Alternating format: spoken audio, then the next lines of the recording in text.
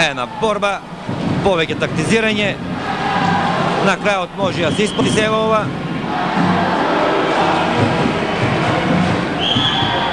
И има доста до крајот.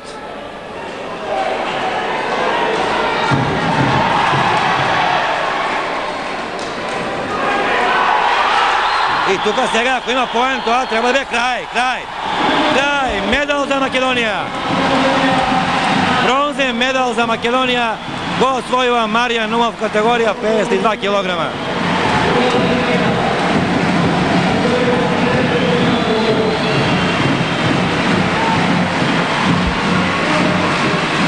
Голема е радост на трибините, голема е радост на Кирчо Сосинов, Ванчо Чифлиганец, Насев и Шаман Трстена е таму.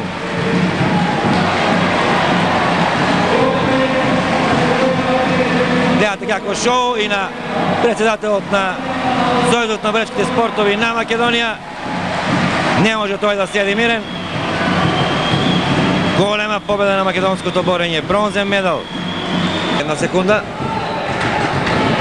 И нема каде да бега бронзениот медал. Втор за Македонија, крај.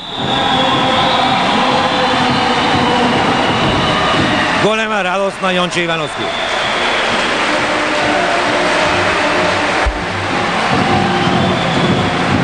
Голема радост за Јонче Ивановски.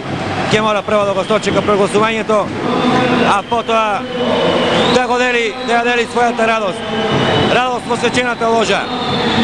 Јонче Ивановски, носител на бронзен медал во категорија до 70 килограми.